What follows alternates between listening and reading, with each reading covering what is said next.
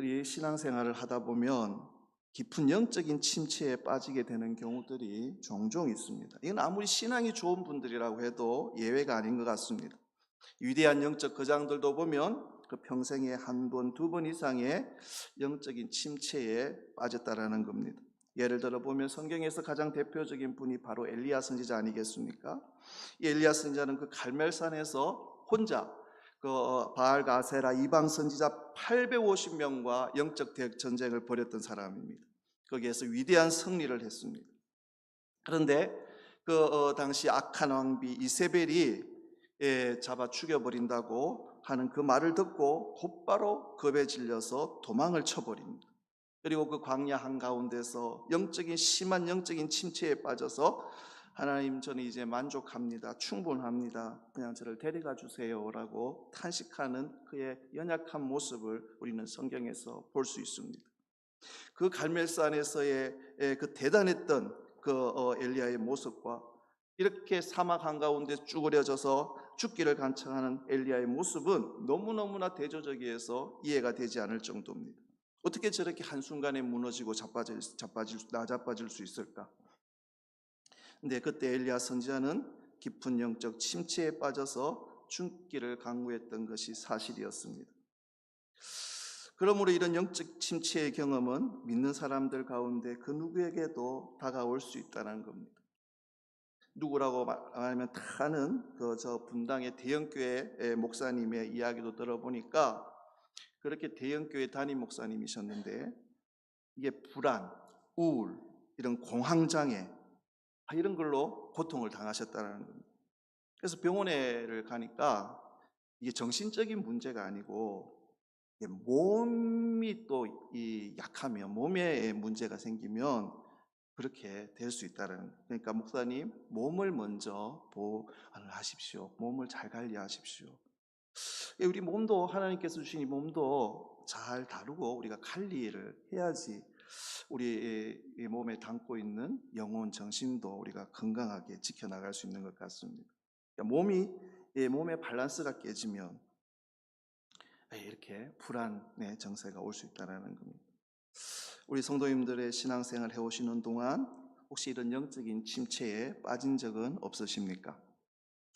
왠지 기도의 문이 막혀있고 기도를 해도 이게 별 그게 없고, 예배를 드려도 감동과 은혜가 없고, 찬송을 불러도 기쁨과 감사가 없고, 말씀을 들어도 별로 가슴에 와닿지 않는, 마치 예배가 참 의무감처럼, 짐처럼 느껴지고 이 설교의 시간이 지루하다면, 그리고 그런 기간이 지속된다면 나는 지금 영적 침체에 빠진 것은 아닌지 우리가 돌아봐야 할 줄 압니다.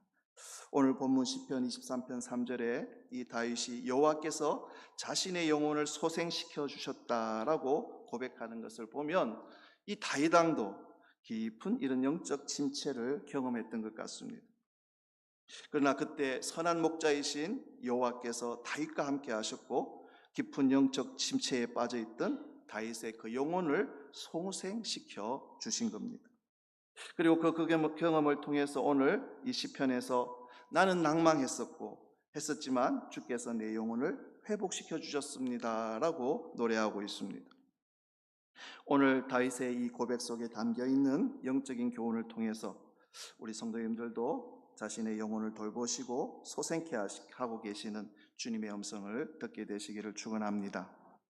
여기서 이제 영혼이라는 말이 나오는데, 이 영혼이라는 것은 인간 존재의 본질을 의미하는 뜻도 있지만 이 생명, 마음, 기력 이런 뜻으로 사용되어서 인간의 전 존재를 의미하기도 합니다. 그러하기에 이 말은 주님께서 다윗의 전 존재를 회복시키시고 소생시켜 주셨다고 하는 말씀입니다.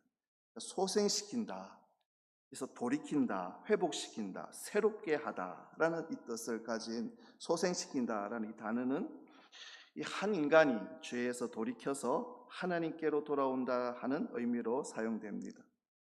그러하기에 이 말은 다윗이 영육간에 헤어나기 어려운 공경과 영적 침체에 빠져 있을 때 주님께서 다윗을 돌이키게 하심으로 그의 전 존재를 다시 살리셨다라고 하는 겁니다.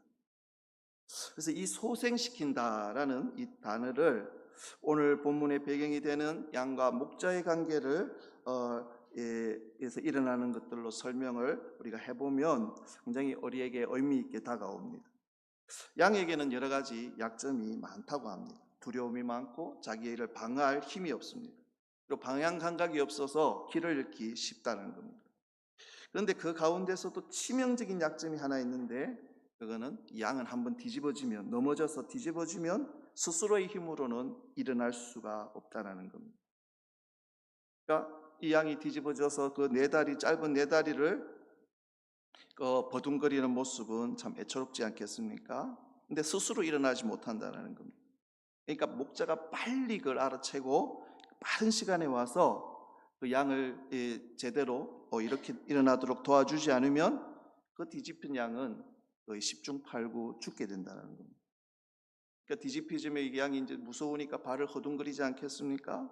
그럼 위에서 이제 가스가 차기 시작한다는 겁니다. 가스가 차기 시작하면 이게 혈액순환이 되지 않고 결국 몸에 마비 증세가 온다는 겁니다. 그런 상태로 광야의 그 뜨거운 햇볕 아래에서 몇 시간 방치되게 되면 그 양은 죽어버리고 만다는 겁니다. 그래서 목자가 해야 될 중요한 두 가지 일이 있는데, 매일 주입게 이 양의 숫자를 카운트해야 된다는 거죠. 숫자를 헤아려야 된다는 거죠. 그래서 우리 교회도 이렇게 예배에 이렇게 빠지면 제가 전화를 싹 다 돌립니다. 부담스러워 하시는 분들도 계시는데 이런 차원에서 이해해 주시기를 바랍니다.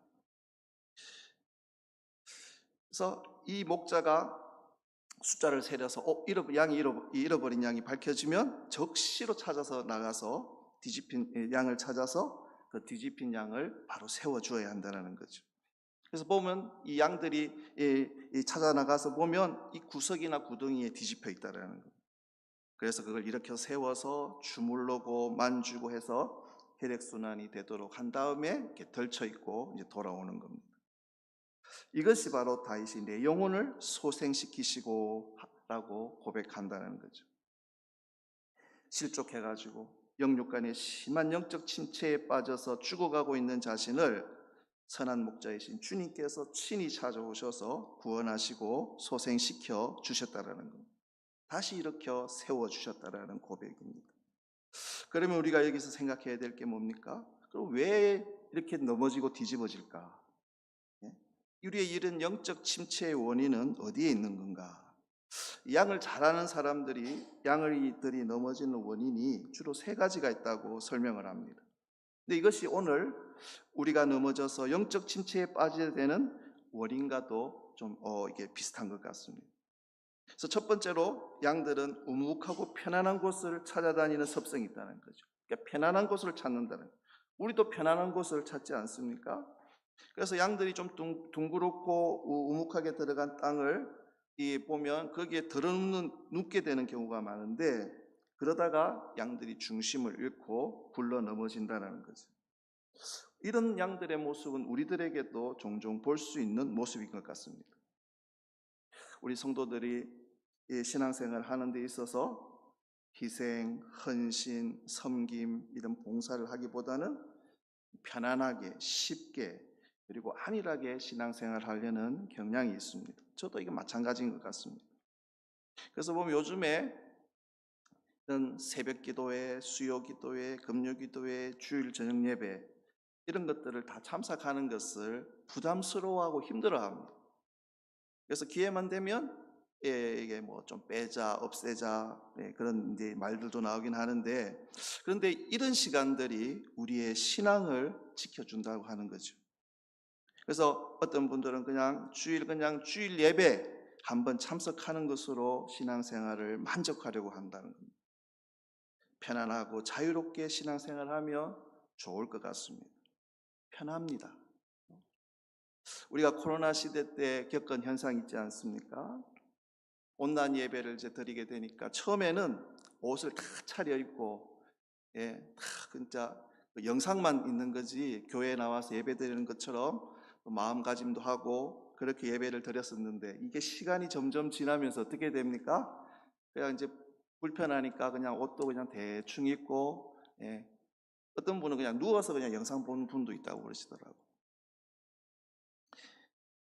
여러분, 은혜가 충만하게 되면 예배의 자리, 기도의 자리를 사모하는 것은 자연스럽게 일어나는 일입니다. 그러니까 변화산에서 예수님의 제자들이 여기가 좋사오니 하면서 그 안락한 신앙생활, 쉬운 길, 넓은 길, 편한 곳에 앉아서 그 자신만의 유익을 구하고 있는 것, 그것이 혹여나 우리의 모습은 아닌지. 근데 이런 것들이, 이런 신앙의 영적 침체가 바로 이런 모습으로부터 온다는 거죠. 그러니까 무슨 죄를 범해서 오는 것이 아니라, 물론 죄를 범하는 것이 영적 침체의 가장 직접적인 원인이 되기도 하지만, 더 많은 경우에 이런 영적 침체는 갑자기 일어나는 일이 아니라 우리의 영적인 그런 나태함 그리고 안락함만을 추구하는 가운데 나도 모르는 사이에 서서히 찾아오게 된다라는 겁니다. 그러하기 우리는 내가 지금 안락하고 편안한 것만을 찾아다니면서 신앙생활을 하고 있지는 않는지 우리가 돌아봐야 할 줄 압니다. 또 둘째로, 양들은 털이 너무 많을 때 그 털의 무게 때문에 넘어진다라는 겁니다. 털이 너무 길고 많으면 온갖 그 오물, 진흙, 지푸라기, 열매 찌끄러기 그런 것들이 덕지덕지 달라붙게 되고 그 무게 때문에 이렇게 넘어진다라는 거죠. 그래서 선한 목자들은 귀찮더라도 양의 털이 너무 길어서 넘어지는 일이 없도록 양털을 깔끔하게 깎아주어서 위험을 미연에 막는다고 합니다. 근데 성경에서 양털은 우리 그리스도인의 옛삶을 가리킵니다. 구체적으로 이렇게 설명을 하는데, 양털은 끊임없이 주변 세상과 접촉하는 내 삶의 영역이라는 거죠.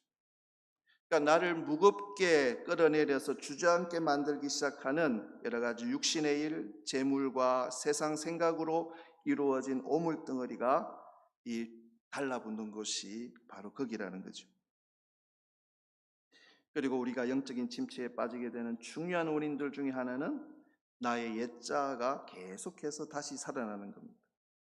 그러니까 양털에게 들러붙은 더러운 그 오물과 진흙과 가시덤불과 그 온갖 세상의 지저분한 것들이 우리의 삶에도 자꾸 들러붙을 때 우리 역시 실족하고 넘어지게 될 거라는 겁니다.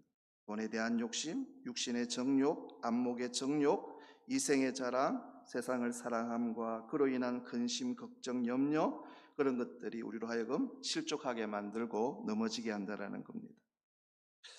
여러분, 우리들의 양털에는 무엇이 지금 들러붙어 있는지, 아직도 내가 죽지 않은 채 내 속에 옛 자, 이런 것들이 우리를 영적인 침체에 빠뜨리고 있게 하지는 않는지 우리가 살펴봐야 할 줄 압니다. 그리고 또 이 양이들이 넘어져 뒤집히게 되는 결정적인 원인 중에 하나는 너무 살이 쪘을 때라는 거죠. 그러니까 살이 너무 찌면 이게 잘 넘어진다라는 겁니다. 그래서 이 살이 지나치게 찐 양들은 건강하지도 못하고 생산적이지도 못하고 잘 넘어진다는 겁니다. 이것은 우리 그리스도인들의 삶에도, 영적인 삶에도 동일하게 나타나는 현상일 줄 압니다. 사업이나 직장에서 모든 일들이 잘 되어갈 때, 그래서 하는 것마다, 손대는 것마다 형통하게 되고 번영하게 될 때, 그때 조심해야 된다는 겁니다. 그때가 실족하기 쉽다는 거죠. 교회에서 보면 그런 경우들이 너무너무 많습니다. 막 하나님께서 복을 주셔서 잘 되게 하시니까 거기에 마음이 다 뺏겨가지고 예배도 잊어버리고 거기에 따라가는 모습들을 많이 보게 됩니다. 그래서 물질적인 성공, 부유함은 우리를 넘어뜨리게 만드는 오히려 첩경이 될 수 있다는 거죠. 예수님이 그 대표적인 여러 어리석은 부자에게 이런 말씀하시지 않았습니까? 이 부자가 자신의 그 물질적인 그 풍요, 이 성공에 만족을 하면서 누가복음에 보면 12장에 내 영혼아 여러 해 쓸 물건을 많이 쌓아두었으니 평안히 쉬고 먹고 마시고 즐거워하자. 그럴 때 예수님이 그 사람에게 뭐라고 말씀하십니까? 어리석은 자여 오늘 밤에 너의 영혼을 도로 찾으리니 그러면 네가 준비한 것이 누구의 것이 되겠느냐. 주님 말씀하십니다. 이렇게 물질적인 성공뿐만 아니라 영적인 교만도 넘어짐의 척경이 될 수 있다는 겁니다. 그래서 요한계시록에 보니까 이 초대교인들에게 경고하실 때, 특별히 라오디게아 교회 성도들에게 경고하실 때, 너희는 나는 부자라 부요하여 부족한 것이 없다라고 말하고 있지만 실상은 가난하고 눈멀고 벌거벗은 자들이라고 지적을 하십니다. 그들에게 안약을 사서 눈에 발라서 너희들의 영적인 핍절함을 보라고 말씀하십니다.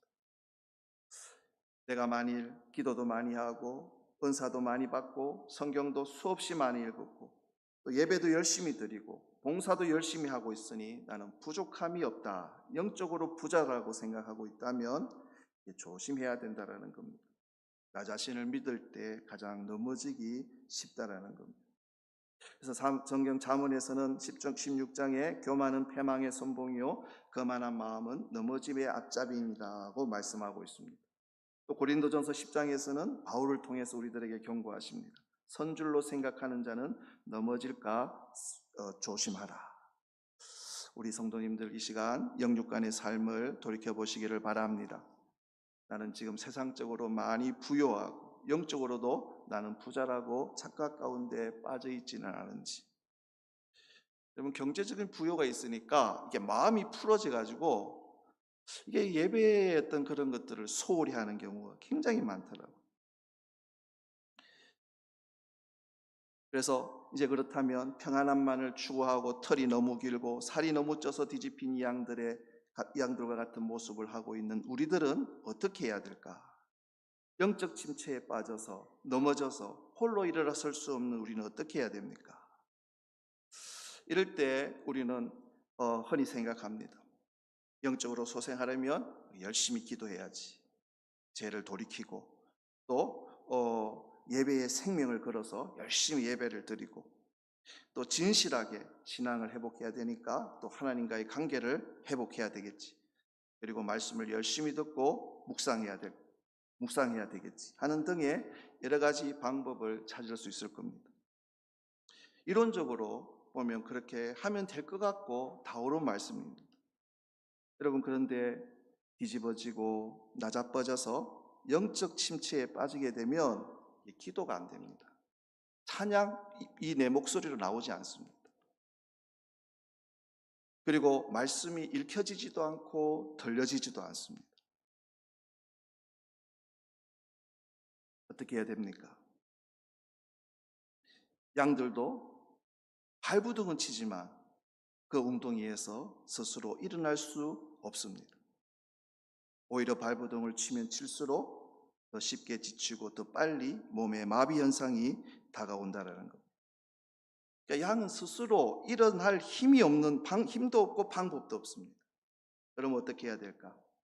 뒤집힌 양이 다시 일어나서 소생할 수 있는 유일한 길은 목자께서, 오직 목자가 그를 찾아와서 다시 일으켜 세우고 양의 마비된 몸과 마음을 만져주시는 것밖에는 없습니다. 오직 선한 목자만이 뒤집힌 양을 소생시켜 줄 수 있습니다. 양 스스로 할 수 있는 일이 없습니다. 여러분, 그렇게 훌륭한 왕이었고 신앙생활을 잘했던 다윗이 이런 깊은 영적 침체에 빠지게 된 배경에 대해서 우리는 잘 알고 있습니다. 그것은 바로 밧세바와의 간음 사건 때문이었습니다. 다윗이 이 나라가 평안해지고 전국이 안정되었을 때 지금 부하들은 지금 전쟁터에서 죽을 똥 살똥하고 싸우고 있는데 그 다윗은 어떻게 합니까? 늦게까지 잠을 자고 일어나서 한가로이 그 왕궁을 거닐고 있었다는 겁니다. 교만해진 겁니다. 살이 찐 겁니다. 여기가 좋사오니 편안하고 안일한 삶을 이 다윗이 자신도 모르게 추구하고 있었던 겁니다. 바로 그 순간을 사탄이 놓치지 않았습니다. 그런 다윗의 눈에 뭐가 보입니까? 그 목욕하는 밧세바라는 여인이 보이지 않습니까? 그것도 자신의 가장 충성스러운 신하의 아내인 그 여인의 목욕하는 모습을 보고 다윗은 실족해버립니다.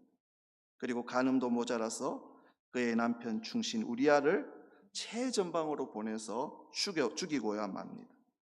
간음죄, 살인교사죄를 범합니다.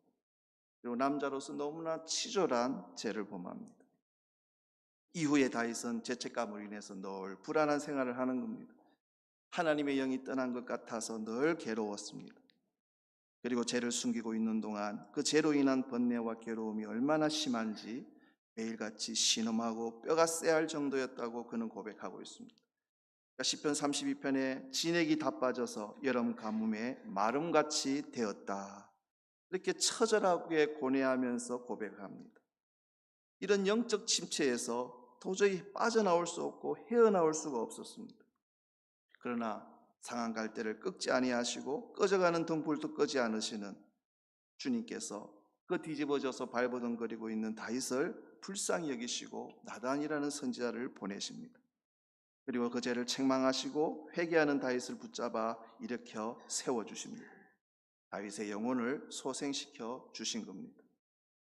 아무것도 할 수 없었던 그 다윗을 먼저 찾아가서 그 손을 잡아 일으켜 세워주신 주님의 일방적인 은혜였습니다.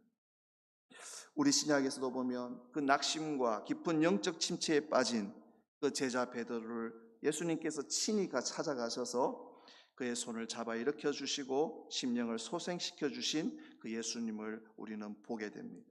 베드로가 얼마나 큰 소리 쳤습니까? 다른 사람들은 다 주님을 버릴지라도 저는 죽는 데까지 따라가겠습니다라고 그렇게 호언장담했던 베드로가 예수님이 막상 십자가의 그 고난의 길을 가시게 될 때 못 따라가지 않습니까? 멀찍이 따라갔다가 또 3번이나 그걸 부인하고 자신을, 그 예수님을 따랐던 자신을 저주하는, 그러고 나서 이 베드로에게는 얼마나 자괴감이 생겼겠습니까? 근데 십자가에 돌아가신 줄 알았던 예수님이 부활해서 자신의 눈앞에 나타난 겁니다. 죽을 맛 아니겠습니까? 그러니까 예수님을 아마 제대로 쳐다보지도 못하고 이제 따르지도 못하고 물고기 잡는 그 어부의 그 길로 다시 들었을 때 예수님께서 그 베드로를 찾아가셔서 베드로야, 너 나 사랑하니? 너 나 사랑하니? 너 사랑하니? 3번을 물으시고, 그러니까 3번을 부인한 베드로에게 3번의 사랑을 확인하시고 그를 회복시키십니다. 사랑하는 우리 귀한 성도 여러분, 선한 목자 되신 우리 주님은 우리가 아무리 영적으로 바닥까지 내려간다고 할지라도 결코 우리를 포기하지 않으시는 분입니다.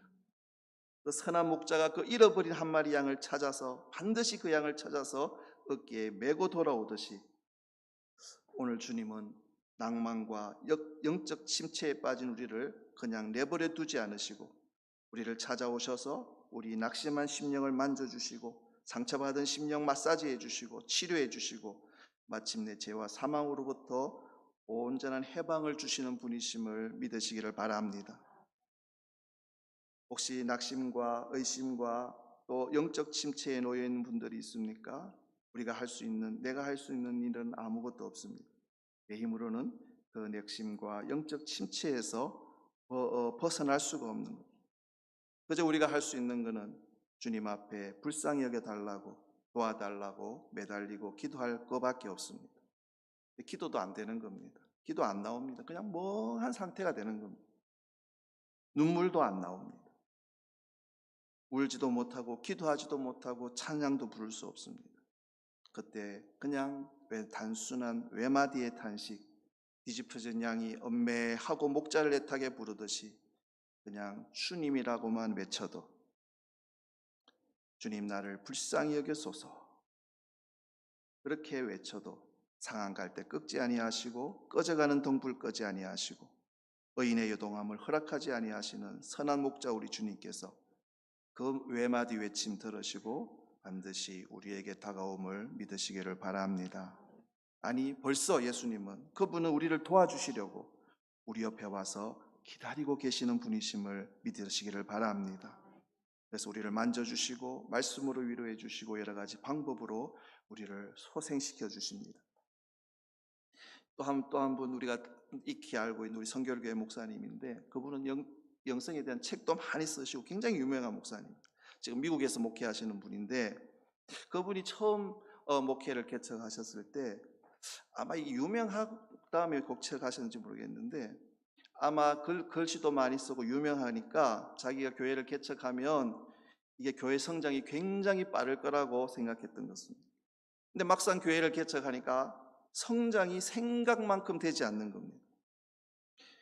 그러니까 이분의 마음이 낙심이 찾아오기 시작했다는 겁니다. 그리고 설상가상으로 어느 주일날 설교하고 내려오는데 어느 청년이 목사님 그것도 설교라고 하십니까? 그렇게 대놓고 자기한테 말했다라는 거예요. 그 말에 이 목사님은 충격을 받았고 자신감이 뚝 떨어지고 그리고 결국 탈진해서 응급실까지 실려갔다는 거예요. 그러니까 뭐 특별한 그게 없죠. 그 말 한마디, 이게 말 한마디가 무섭지 않습니까? 그 말 한마디에 충격을 받고 힘이 다 빠져버린 겁니다. 이게 실망과 낙담으로 이 마음의 병, 영적인 문제가 생긴 겁니다. 그러니까 이제 목사님이 목회하기가 두려운 겁니다. 근데 그런 영적 탄진 상태에 있을 때 그냥 교회에 그냥 이 설교 준비하다가 그냥 힘없이 이렇게 앉아 있는데 찬양이 들리기 시작했다는 겁니다. 근데 그 교회 청년들이 아마 부른 찬양이라고 하는데 어떤 자매가 부르는 날마다 숨쉬는 순간마다 그 찬양이 실망과 좌절 가운데 빠져 있는 이 목사님의 가슴을 때리기 시작합니다. 그 찬양을 들으면서 눈에는 눈물이 흐르기 시작했습니다. 선한 목자 주님께서 그 복음성가 가사를 통해서 이 목사님의 마음을 어루만져 주시는 겁니다. 그것이 그의 영적 회복의 시작의 순간이었다고 그 목사님은 고백합니다. 날마다 숨쉬는 순간마다 내 앞에 어려운 일을 보내. 찬양으로 불러드리고 싶지만 저도 자신이 없어서 날마다 숨쉬는 순간마다 내 앞에 어려운 일 보내. 주님 앞에 이 몸을 맡길 때 슬픔 없네 두려움 없네. 주님의 그 자비로운 손길 항상 좋은 것 주시도다. 사랑스레 아픔과 기쁨을 수고와 평화와 안식을 날마다 주님 내 곁에 계셔 자비로 날 감싸 주시네. 주님 앞에 이 몸을 맡길 때 힘 주시네 위로함 주네. 어린 나를 품에 안으시사 항상 평안함 주시도다. 내가 살아 숨을 쉬는 동안 살피신다 약속하셨네. 영적으로 기진맥진해서 쓰러져 있는 그분에게 다가와 찬양으로 만져주시고 위로해 주시고 품에 안아 일으켜 세워주시는 겁니다. 우리 목자 예수님께서는 이 단 한 구절의 한 음절의 찬양으로 한 구절의 말씀으로 또 혹은 주여하고 짧게 주여라고 외치는 그 탄식의 기도를 통해서도 우리의 심령을 회복시켜 주시고 치유해 주시고 우리를 일으켜 주시는 분이심을 믿으시기를 바랍니다. 여러분, 우리가 정신적인 두려움과 스트레스로 말미암아 좌절감에 눈물 짓고 있는 분 있습니까? 생각 상상 이상으로 많더라고요. 그래서 믿음의 회의가 생기고 영적인 침체 가운데 탄식하고 있는 분이 있습니까? 주님의 이 말씀을 기억하시기를 바랍니다. 요한복음 14장 18절에 내가 너희를 고아와 같이 버려두지 아니하고 너희에게로 오리라 말씀하시고. 여러분, 우리 탕자의 이야기를 너무나 잘 압니다. 그 탕자가 아버지한테 올 때 얼마나 힘이 들었겠습니까? 아버지한테 자신만만하게 아버지가 자기 분깃을 미리 달라 그래가지고 이 도시로 나갔다가 그걸 다 탕진하고 그 돌아오는 그 탕자의 마음이 어땠겠습니까? 힘없이 겨우 아마 집으로 돌아왔을 겁니다. 그런데 그 탕자를 바라보고 아버지가 달려가십니다. 달려가서 그 아들을 확 안아버리지 않습니까? 여러분, 그게 그 아버지의 그 아들에 대한 반가움일 수 있지만 그 내용을 보면 그 아들은 폐륜을 저지른 겁니다. 아버지가 살아계실 때 아버지의 재산을 요구하는 것은 그 당시에 굉장한 폐륜이었다는 거예요. 그러니까 그 자식은 그 동네 사람들의 눈에 띄면 돌에 맞아 죽는 겁니다. 그 폐륜을 일으킨 자식은 이 율법에 의해서 돌에 맞아 죽게 되어 있습니다. 그러니까 그 악엇을 너무 잘 아는 아버지가 누가 돌을 들어서 자기 자식에게 던지기 전에 그 아버지가 가서 먼저 그 아들을 껴안아 버리는 겁니다. 안 돼, 이건 내 자식이야, 내 아들이야. 여러분, 그 아버지의 마음, 하나님이 우리를 향하신 그 아버지의 마음일 줄 압니다. 우리와 함께 하시는 선한 목자 되시는 예수님을 바라보시기를 바랍니다. 그리고 주님께 다만 나를 불쌍히 여겨달라고 고백하시기 바랍니다. 기도조차 찬양조차 못하고 있는 나를 긍휼히 여겨달라고, 나를 붙잡아 달라고 우리가 고백하시기를 바랍니다. 여러분, 교회에 보면 참 성숙한 분들, 보기만 해도 좋은 분들, 진짜 반짝반짝 빛나는 분들이 있습니다. 그와 함께 덜 된 사람들도 많습니다. 이런 사람들 만나면 진짜 힘이 들고 속이 뒤집어지고 감정이 상합니다. 그래서 그렇다고 해서 보면 꼴 보기 싫다고 교회를 안 나와버리고 예배드리는 것을 멈추어 버립니다. 그러니까 스스로를 죽어가게 내버려 두고 방치하는 겁니다. 그리고 또 힘이 무력해지니까 어떻게 하지를 못하는 겁니다. 덜 된 인간 때문에 소중한 나를 내팽개 쳐버리고 죽어가는 나를 그냥 방치하는 겁니다. 여러분, 내 하나님께서 나를 얼마나 귀하게 여기시는지, 여러분 결코 포기하지 않으시고 내가 뒤집어졌을 때 일으켜 주시는 그 하나님을 바라보면서 자신을 세워가고 지켜가시는 우리 귀한 성도님들 되시기를 바랍니다. 주님은 반드시 우리를 일으켜 세우시고 소생시켜 주시고 당신의 품에 안아서 푸른 풀밭 잔잔한 물가로 우리를 인도해 주십니다.